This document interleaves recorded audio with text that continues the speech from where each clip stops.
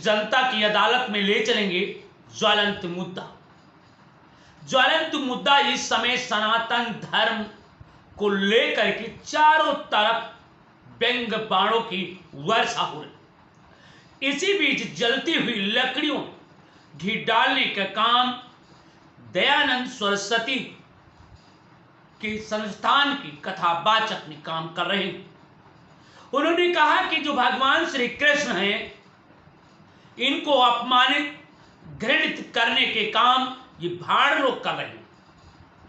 ये पाखंडियों को जम करके लथाड़ रहे हैं। करें आज ये भाड़ों ने समाज की लड़कियों, समाज की बहनों को नचाने का काम कर रहे हैं, जबकि भगवान श्री कृष्ण ऐसे नहीं थे। भगवान श्री कृष्ण के चरित्र पर जिस तरीके से अंगुली उठाई गई, ये कहीं न कहीं नापाक है और ये कहीं न कहीं हमारे सनातन धर्म को बदनाम करने की साजिश। ये संत ने इतना ही नहीं, उन्होंने भगवान श्री कृष्ण की बारीकी से बताया कि भगवान श्री कृष्ण एक चरित्रवान थे। भगवान श्री कृष्ण सदैव समता की बात करते थे। भगवान श्री कृष्ण कभी कोई नाच गाना कूद फान नहीं किया। भगवान श्री कृष्ण का चरित्र पर जिस तरीके की अंगुलियां उठी हैं, ये नहीं है, ये तो केवल भाड़ों ने बना रखा। आखिर क्या कहा है, जरा संत ने जरा सुनिए। रात शाम सपने में आए दहिए पी के सर, रात शाम ने चुनरी पकड़ी, चुनरी होगी फर, ये चल रहा है। सत्यानाश कर दिया। इन जो ये हमारे धर्मगुरु हैं, सारे के सारे भाण हैं। ये भाण, इनको धर्म और संस्कृति कोई चिंता नहीं है। इन्होंने पूरे हमारे हिंदू समाज को नपुंसक बना दिया है।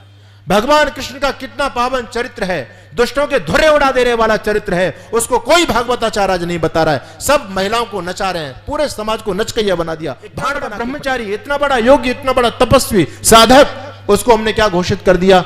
सबसे बड़ा कामी व्यक्ति घोषित कर दिया। चोर जार शिखामणि कौन बोल रहा है? आपके धर्म ग्रंथ बोल रहे हैं। आज कोई मुसलमान बोले कृष्ण के बारे में तो हमारे पेट में दर्द होता है, कोई फादर बोलता है तो हमारे पेट में दर्द। आपने सुन लिया, ये बारीकी से सुना किस तरीके से संतों को, जो वर्तमान के कथावाचक हैं, वर्तमान के लोग हैं, वर्तमान के अगुआ हैं, इनको किस तरीके से लथाड़ा है। आप इनके वचनों को सुने और आप समझे। उन्होंने भगवान श्री कृष्ण के अगर चरित्र को पढ़ना है तो महाभारत जैसी किताबों को पढ़ें, महाभारत जैसे ग्रंथों को पढ़ें। महाभारत की ग्रंथ में कहीं पर राधा का नाम का कहीं उच्चारण नहीं हुआ है, परंतु एक नए ग्रंथ का उच्चारण करके पाखंडियों ने उसमें ना जाने क्या क्या लिख करके कहा है उपनिषद में। और भगवान श्री कृष्ण का कैरेक्टर उस राधा डांसर से जोड़ दिया, जो कहते हैं कि नौमन न तिल जुड़ेगा न राधा नाचे। भगवान श्री कृष्ण का उससे कोई दूर दूर तक संबंध नहीं थे। मगर देखिए किस तरीके से भगवान श्री कृष्ण का चरित्र पर वार किए गए। हमारे सनातन धर्म ऐसे नहीं थे, हमारे ऐसे महापुरुष नहीं थे। अगर कोई दूसरा व्यक्ति कहता है तो हम दूसरे व्यक्ति पर मुकदमे लिखा देते हैं, उसको जेल भिजवा देते हैं। मगर आप क्या कहेंगे जब आप कहते हैं कि काना दे दे चुनरिया मोर राजा? अब बताइए, हमारा भगवान इतना गिरा हो सकता है कि लड़कियां नहाने जाएं, उनके चीर को उठा करके छिपा दे? आप क्या कहेंगे? आप क्या कहेंगे?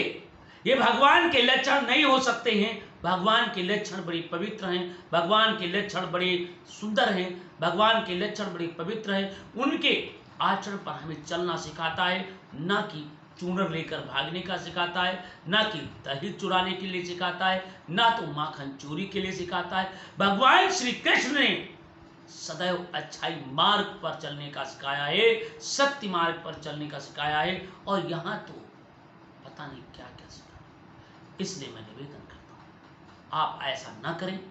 इसी के साथ मैं वाणी अपनी विराम करता हूँ। सनातन धर्म को हमरे बाहर बचने दीजिए। सनातन धर्म को इस तरीके से बदनाम ना करें। हमारा सनातन धर्म था, है और रहेगा। इस तरीके का पाखंड फैलाकर सनातन धर्म को बदनाम ना करें। ऐसे महान कवियों, ऐसे महान वक्ताओं के विचार जरूर सुनें। जय हिंद।